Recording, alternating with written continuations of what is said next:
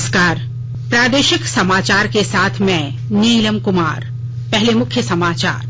प्रधानमंत्री नरेंद्र मोदी आज 12 बजे नई दिल्ली में जमाकर्ता प्रथम 5 लाख रुपए तक के समयबद्ध जमा राशि बीमा भुगतान की गारंटी विषय पर करेंगे संबोधित।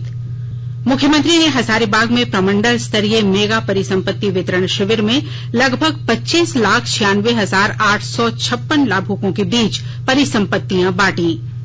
आकाशवाणी अपने कार्यक्रम AIR नेक्स्ट के माध्यम से अगले वर्ष देश के 1000 शिक्षण संस्थानों के युवाओं को जोड़ेगा।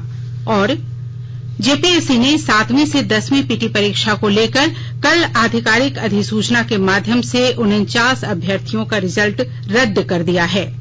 और समाचार से पहले एक जरूरी संदेश। देश कोविड टीकाकरण अभियान के अंतर्गत 150 करोड़ टीके लगाने की दिशा में निरंतर आगे बढ़ रहा है। कोरोना वायरस का नया वेरिएंट मिलने से चिंताएं बढ़ी हैं। आपसे हमारी अपील है कि यथाशीघ्र दोनों टीके लगवाएं और अन्य लोगों को भी टीके लगवाने के लिए प्रेरित करें। कृपया 3 सरल उपायों का पालन अवश्य करें। मास्क लगाएं, 2 गज की सुरक्षित दूरी बनाए रखें, हाथ और चेहरा साफ रखें। कोविड से संबंधित किसी भी जानकारी और मार्गदर्शन के लिए राष्ट्रीय हेल्पलाइन नंबर 011-2397-8046 और 1075 पर संपर्क करें। और अब समाचार विस्तार से। प्रधानमंत्री नरेंद्र मोदी आज दोपहर 12 बजे नई दिल्ली में depositors first guaranteed time bound deposit insurance payment up to 5 lakh रुपए यानी जमाकर्ता प्रथम 5 लाख रुपए तक के समयबद्ध जमा राशि बीमा भुगतान की गारंटी विषय पर एक समारोह को संबोधित करेंगे। भारत में कार्यरत सभी वाणिज्यिक बैंकों में बचत, फिक्स्ड, चालू और सावधि जमा खातों में मौजूद धनराशि जमा राशि बीमा के दायरे में आती है। राज्यों और केंद्र शासित प्रदेशों में कार्यरत राज्य, केंद्रीय और प्राथमिक सहकारी बैंक भी इसके दायरे में आते हैं। इस महत्वपूर्ण सुधार के माध्यम से बैंकों में जमा राशि पर बीमा कवर को 1 लाख रुपए से बढ़ाकर 5 लाख रुपए कर दिया गया है। निपेक्ष बीमा और प्रत्यय गारंटी निगम DICGC ने अंतरिम भुगतान का पहला भाग हाल ही में जारी किया है। यह भुगतान उन 16 शहरी सहकारी बैंकों के जमाकर्ताओं के दावों के आधार पर किया गया है जिन्हें रिजर्व बैंक ने प्रतिबंधित कर रखा है। 1 लाख से अधिक जमाकर्ताओं के दावों के आधार पर 1300 करोड़ रुपए से अधिक धनराशि का भुगतान उनके वैकल्पिक बैंक खातों में किया जा चुका है। आज के कार्यक्रम में वित्त मंत्री, वित्त राज्य मंत्री और रिजर्व बैंक के गवर्नर भी उपस्थित रहेंगे। प्रधानमंत्री नरेंद्र मोदी कल वाराणसी में काशी विश्वनाथ गलियारे का उद्घाटन करेंगे। इस कार्यक्रम का देश भर में सीधा प्रसारण किया जाएगा। इस आयोजन में देश के 3000 से अधिक संत और गणमान्य व्यक्ति हिस्सा लेंगे। काशी विश्वनाथ धाम परियोजना 800 करोड़ रुपए की लागत से पूरी हुई है। इसके निर्माण से मंदिर तक पहुंचने में कम समय लगेगा तथा गंगा नदी और मंदिर सीधे जुड़ जाएंगे। प्रधानमंत्री नरेंद्र मोदी वाराणसी में 2 दिन रहेंगे। सोमवार और मंगलवार को प्रधानमंत्री विभिन्न कार्यक्रमों में शामिल होंगे। मुख्यमंत्री हेमंत सोरेन ने कहा कि सरकार विभिन्न बड़े उद्योगों को राज्य में स्थापित करने का कार्य कर रही है जिससे यहां के लोगों को रोजगार के अवसर मिल सकें। इस क्रम में 75% नौकरी स्थानीय लोगों को मिलेगी। मुख्यमंत्री ने कहा कि राज्य विस्थापन आयोग का जल्द गठन किया जाएगा। इसके अलावा 8 लाख से कम सालाना आय वाले लोगों की गंभीर बीमारी के इलाज में सरकार मदद करेगी। मुख्यमंत्री कल हजारीबाग में आयोजित आपके अधिकार आपकी सरकार आपके द्वार कार्यक्रम में बोल रहे थे। कार्यक्रम के दौरान उन्होंने प्रमंडल स्तरीय मेगा परिसंपत्ति वितरण शिविर में लगभग 25,96,000 लाभुकों के बीच 22 अरब 30 करोड़ रुपए से ज्यादा की परिसंपत्तियां बांटी। इस मौके पर लगभग 700 नवनियुक्त कर्मियों को नियुक्ति पत्र मिला। वर्ष 1971 के युद्ध में भारत की ऐतिहासिक विजय और भारत बांग्लादेश मैत्री के 50 साल पूरे होने के उपलक्ष्य में आज राजधानी दिल्ली में इंडिया गेट पर स्वर्णिम विजय पर्व मनाया जाएगा। रक्षा मंत्री राजनाथ सिंह 2 दिवसीय इस कार्यक्रम का उद्घाटन करेंगे। इस कार्यक्रम में प्रमुख युद्धों के अंश के साथ साथ 1971 में युद्ध में उपयोग किए गए प्रमुख हथियारों और उपकरणों को भी प्रदर्शित किया जाएगा। उद्घाटन के बाद यह कार्यक्रम आम जनता के लिए खोल दिया जाएगा। कार्यक्रम का समापन कल होगा जिसमें रक्षा मंत्री राजनाथ सिंह, कई गणमान्य व्यक्ति और बांग्लादेश के गणमान्य लोग मौजूद रहेंगे। श्रम और रोजगार मंत्री भूपेंद्र यादव ने कहा है कि सरकार असंगठित क्षेत्रों के सभी श्रमिकों की सामाजिक सुरक्षा के लिए प्रतिबद्ध है। उन्होंने कहा कि इस दिशा में सरकार का ई श्रम पोर्टल बहुत ही महत्वपूर्ण है। इस पोर्टल से श्रमिकों के साक्ष्य आधारित डेटा एकत्र करके निजी और असंगठित क्षेत्र को सामाजिक सुरक्षा प्रदान की जाएगी। एक कार्यक्रम में श्री यादव ने देश के समावेशी और सतत विकास के लिए क्षमता निर्माण, कौशल विकास, श्रमिकों की व्यावसायिक सुरक्षा तथा हरित अर्थव्यवस्था की ओर झुकाव की आवश्यकता पर जोर दिया। कोविड टीकाकरण अभियान के अंतर्गत देश में अब तक करीब 1 अरब 33 करोड़ टीके लगाए जा चुके हैं। स्वास्थ्य मंत्रालय ने कहा कि इनमें से 81 करोड़ 41 लाख पहली डोज के रूप में और 51 करोड़ 42 लाख से अधिक दूसरी डोज के रूप में दी गई। स्वास्थ्य मंत्रालय ने बताया है कि कल 81 लाख से ज्यादा टीके लगाए गए। राष्ट्रव्यापी टीकाकरण अभियान के अंतर्गत केंद्र राज्यों और केंद्र शासित प्रदेशों को निःशुल्क कोविड रोधी टीके उपलब्ध करा रहा है। आकाशवाणी के ताजातरीन समाचारों के लिए आप हमारी वेबसाइट newsonair.com पर लॉग ऑन कर सकते हैं। ताजा समाचार Twitter handle @AIR news alerts और Facebook page All India Radio News पर भी उपलब्ध है। आप प्रादेशिक समाचार एकांश के Twitter handle @AIR news _Ranchi और फेसबुक, इंस्टाग्राम पेज तथा YouTube channel AIR news Ranchi पर भी हमारे बुलेटिन सुन सकते हैं। प्रादेशिक समाचार आप आकाशवाणी रांची से सुन रहे हैं और अब पेश है कोरोना से बचाव के कुछ संदेश। कोविड-19 से बचाव और सुरक्षित रहने के 3 उपाय। मास्क लगाएं, 2 गज दूरी है जरूरी, सुरक्षित दूरी रखें, हाथ और मुंह साफ रखें।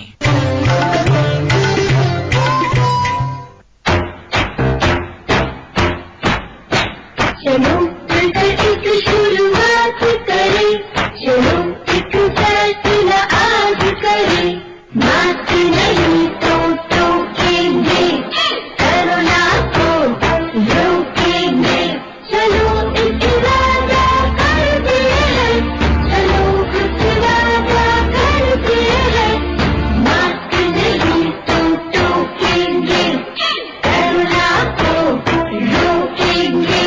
भारत सरकार द्वारा जनहित में जारी। आकाशवाणी अपने कार्यक्रम AIR नेक्स्ट के माध्यम से अगले वर्ष देश के 1000 कॉलेजों और शिक्षण संस्थानों के युवाओं को जोड़ेगा।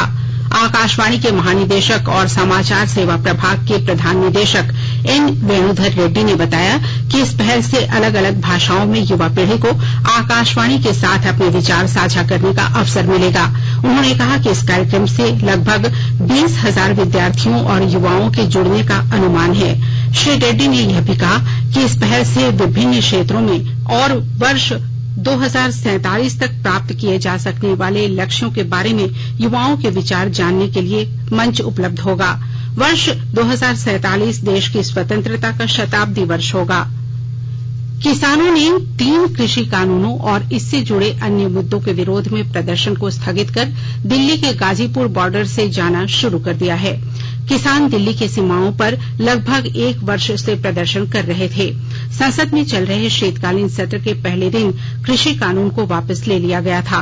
प्रधानमंत्री नरेंद्र मोदी ने 19 नवंबर को राष्ट्र के नाम संदेश में 2020 में लागू कानूनों को संसद के शीतकालीन सत्र में वापस लेने की घोषणा की थी। उन्होंने प्रदर्शन कर रहे किसानों से घर वापस जाने की अपील की थी। अमृत महोत्सव के तहत आकाशवाणी के साप्ताहिक क्विज में आइए आप भी शामिल हों। आजादी के 75 वर्षों का पर्व अमृत महोत्सव प्रत्येक बुधवार शाम 7 बजे प्रसारित होने वाले प्रादेशिक समाचार के दौरान पूछे गए प्रश्न का सही उत्तर देने वाले प्रथम 10 प्रतिभागियों में से लकी ड्रॉ द्वारा चुना हुआ एक प्रतिभागी इनाम का हकदार होगा। इसके लिए सुनते रहें आकाशवाणी रांची का प्रसारण।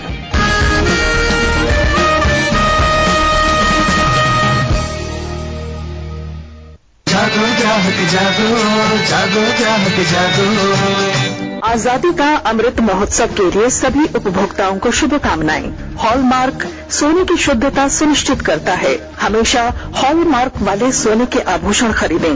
उपभोक्ता किसी भी शिकायत के लिए कृपया राष्ट्रीय उपभोक्ता हेल्पलाइन टोल फ्री नंबर 14404 पर संपर्क करें। उपभोक्ता मामले विभाग, भारत सरकार द्वारा जनहित में जारी। जानो अपने अधिकारों को, अपने हक पहचानो, बेईमानों को सबक सिखाओ, ग्राहक अब तो जागो। जागो ग्राहक जागो, जागो ग्राहक जागो। झारखंड लोक सेवा आयोग जेपीएससी ने 7वीं से 10वीं पीटी परीक्षा को लेकर अभ्यर्थियों द्वारा उठाए जा रहे सवाल पर कल आधिकारिक अधिसूचना के माध्यम से 49 अभ्यर्थियों का रिजल्ट रद्द कर दिया है।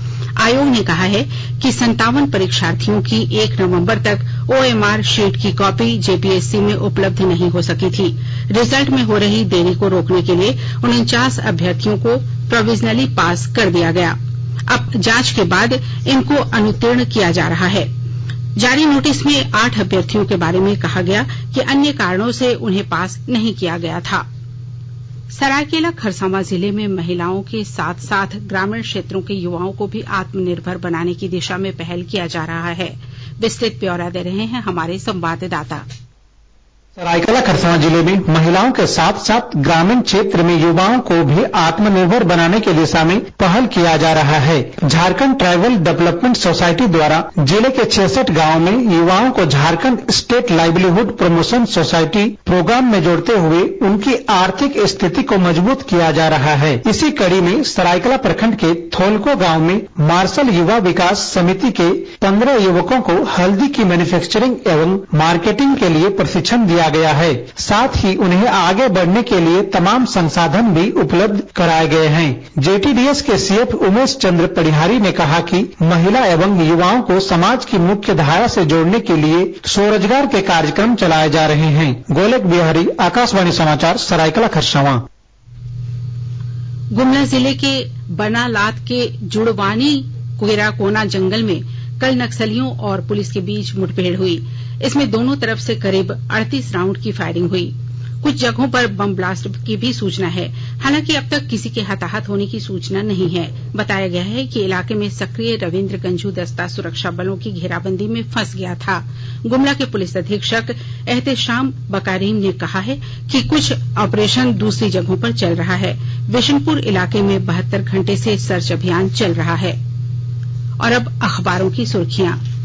आज रविवार है और राजधानी रांची से छपने वाले लगभग सभी अखबारों ने देश दुनिया की खबरों के साथ साथ मुख्यमंत्री हेमंत सोरेन द्वारा कल हजारीबाग में की गई घोषणाओं को प्रमुखता से जगह दी है। वहीं जेपीएससी 7वीं से 10वीं सिविल सेवा पीटी में सफल छात्रों के 49 के रिजल्ट रद्द करने की खबर को भी पहले पन्ने पर जगह दी है। प्रभात खबर ने लिखा है, जेपीएससी ने स्वीकारा, ओएमआर शीट के बिना 49 को किया गया था पास। दैनिक भास्कर के पहले पन्ने का शीर्षक है, झारखंड में पारा शिक्षक न स्थायी होंगे और न ही वेतनमान मिलेगा। टेट पास का 50%, प्रशिक्षकों का 40% बढ़ेगा मानदेय। दैनिक हिंदुस्तान ने मुख्यमंत्री हेमंत सोरेन के हवाले से लिखा है, सूबे में जल्द बनेगा विस्थापित आयोग। रांची एक्सप्रेस ने अपने पहले पन्ने पर लिखा है, राज्य में 75% नौकरी स्थानीय लोगों को मिलेगी। वहीं अंग्रेजी अखबार द हिंदुस्तान टाइम्स ने प्रधानमंत्री द्वारा उत्तर प्रदेश में सरयू नहर परियोजना के उद्घाटन की खबर को प्रमुखता से छापा है। वहीं द टाइम्स ऑफ इंडिया लिखता है, किसानों ने विजय यात्रा के बाद दिल्ली बॉर्डर छोड़ा। और अब अंत में मुख्य समाचार एक बार फिर। प्रधानमंत्री नरेंद्र मोदी आज 12 बजे नई दिल्ली में जमाकर्ता प्रथम 5 लाख रुपए तक के समयबद्ध जमा राशि बीमा भुगतान की गारंटी विषय पर करेंगे संबोधित। मुख्यमंत्री ने हजारीबाग में प्रमंडल स्तरीय मेगा परिसंपत्ति वितरण शिविर में लगभग 25,96,856 लाभुकों के बीच परिसंपत्तियां बांटी। आकाशवाणी अपने कार्यक्रम AIR नेक्स्ट के माध्यम से अगले वर्ष देश के 1000 शिक्षण संस्थानों के युवाओं को जोड़ेगा। और जेपीएससी ने 7वीं से 10वीं पीटी परीक्षा को लेकर कल आधिकारिक अधिसूचना के माध्यम से 49 अभ्यर्थियों का रिजल्ट रद्द कर दिया है। इसके साथ ही आकाशवाणी रांची से प्रादेशिक समाचार का ये बुलेटिन समाप्त हुआ। नमस्कार।